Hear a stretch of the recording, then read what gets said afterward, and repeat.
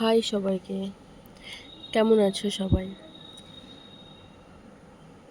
আজ ছিল আমার বিএড কলেজের লাস্ট ডে। তো আমরা সকাল সকাল কলেজ বেরিয়ে পড়েছিলাম। আমাদের আজকে এক্সটার্নাল এক্সাম ছিল। তো আকাশটা খুবই সুন্দর লাগছে, শরৎকাল যেহেতু। তো এত বৃষ্টি হয়ে গেছে, মাঝে মাঝে মনে হচ্ছে শরৎকালটা বুঝবো কী করে, মনে হচ্ছে বর্ষাই কাল। তো সকাল সকাল আমি আর বনশ্রীদি কলেজ যাওয়ার জন্য রেডি হয়ে বেরিয়ে গেছি।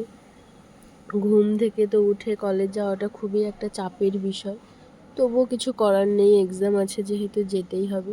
বা ট্রেনে করে আমরা নেমে গেছি আমাদের স্টেশন, তারপরে যাচ্ছি দুজনে হেঁটে, মানে তখনও বৃষ্টি পড়ছিল।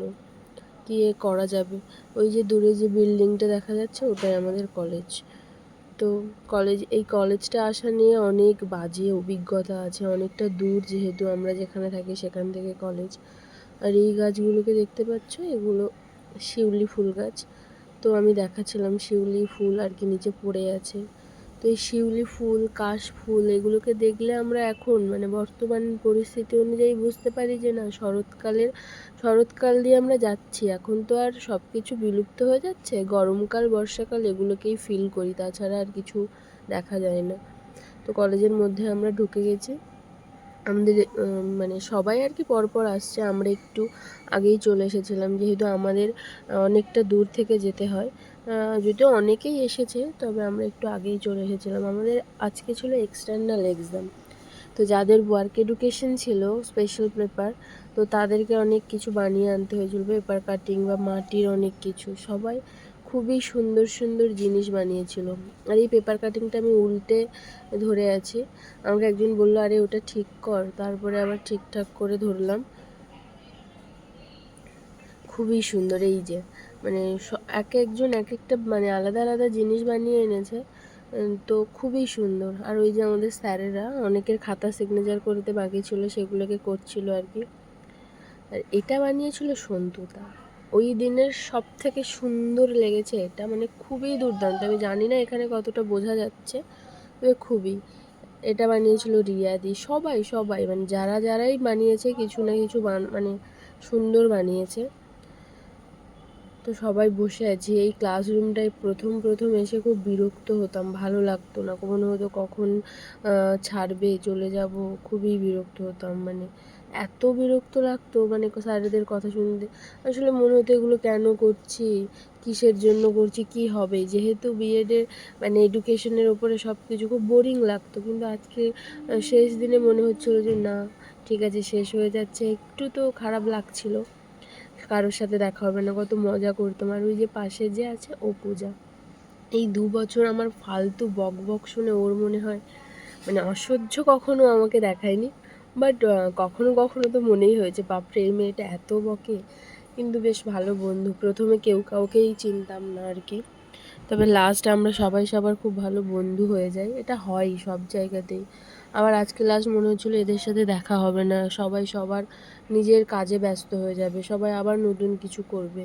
স্বাভাবিক, আমাদের একটা করে অধ্যায় শেষ হয়, আবার আমাদের নতুন কিছু ভাবতে হয়, আবার নতুন মানুষের সাথে দেখা হয়, নতুন বন্ধু তৈরি হয়।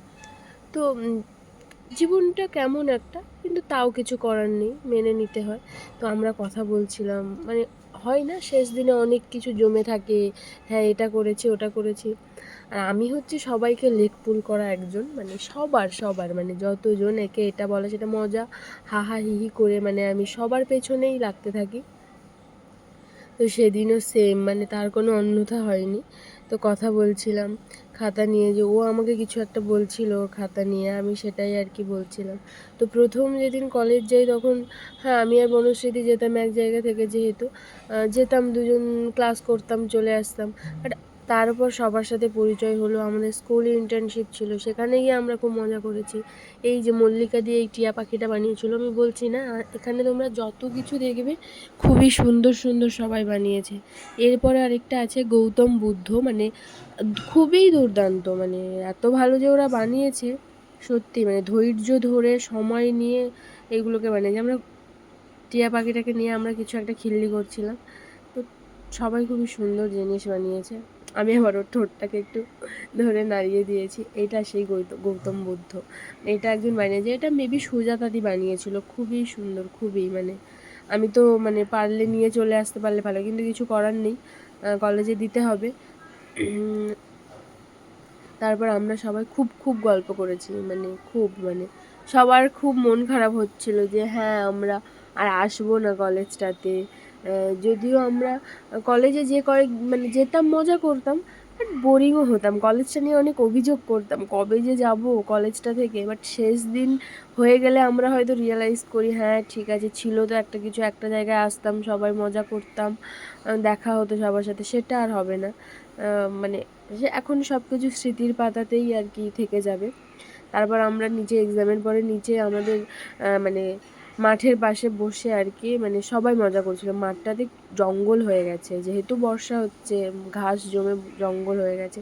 আমরা এই সামনেটায় বসে সবাই আড্ডা দিচ্ছিলাম, কারণ কিছুক্ষণ পরেই আমরা বেরিয়ে যাব, তো আড্ডা তো দিতেই হবে। সবাই খুব খুব অনেক ফটো তুলছিল, আমরাও তুলেছি। তো ফটো তুলতেই তো হবে শেষ দিন, আর এখন তো ফটো তোলাটা মাস্ট, যাই হোক ফটো ভিডিও তোলা মাস্ট। তারপর আমরা খেতে চলে গেছিলাম। আর এই খাওয়া নিয়েও মজার মজার সব ব্যাপার আছে আমাদের। মানে আমরা যেহেতু মেসে থাকি, আমরা সেভাবে খাবার নিয়ে যেতে পারতাম না, মানে হ্যাঁ কিনে নিতাম, বাট বাড়ির খাবার আমরা নিয়ে যেতে পারতাম না।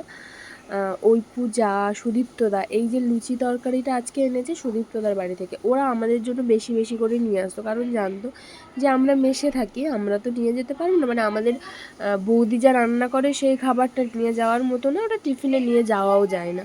আর আমরা এত সকাল সকাল আমাদের বেরোতে হতো, কারণ আমরা যেখানে থাকি সেখান থেকে কলেজটা অনেকটা দূরে, তো আমরা কিছু বানাতেও পারতাম না, আমাদেরকে ওখান থেকে কিনতে হতো। তো সেদিনও আমরা সবাই খাচ্ছিলাম, আমি আর কি ওর মধ্যে দেখছিলাম কি ওটা এত ভালো, মানে তরকারিটা বানিয়েছিল যে খুবই ভালো। আমরা সবাই মানে এই খাওয়াটাও খুব ভালো হতো, সবাই সবার বাড়ি থেকে মানে এক এক রকম আনতো, 4-5 রকম 6 রকম আইটেম আমরা খেতে পারতাম, এগুলো খুব মজার, এগুলো খুব মিস করব। আমরা খাচ্ছিলাম, আমি, পূজা, কারণ আমরা সেদিন বলছিলাম যে এইরকমভাবে হয়তো আমরা আর এক জায়গায় বসে খাবো না। হ্যাঁ সত্যিই তো খাবো না, কারণ আর তো আমরা কলেজ যাবো না, ওই দিন আমাদের লাস্ট ডে ছিল। তো আমাদের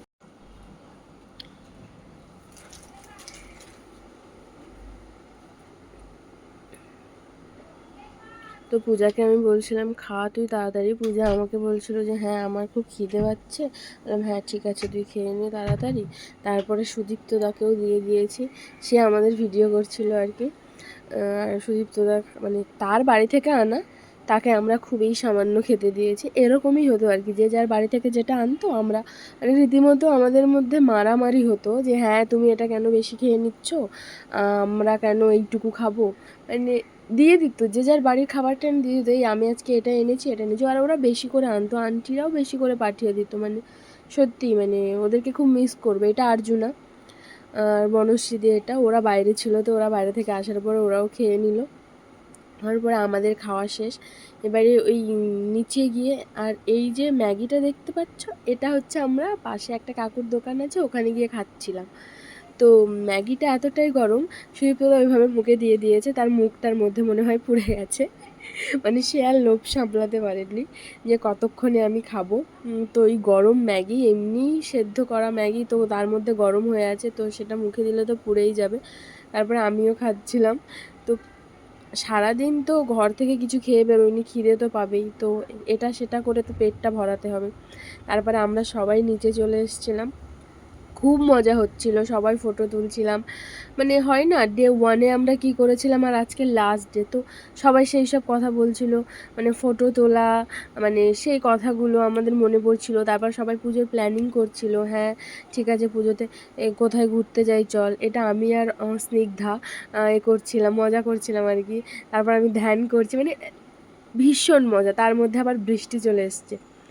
তারপরে মানে কি বলবো, খুব খুব মিস করব, মানে বারবার শুধু এটাই মনে হচ্ছিলো যে হায় আজ আর আসবো না, এটাই লাস্ট দিন।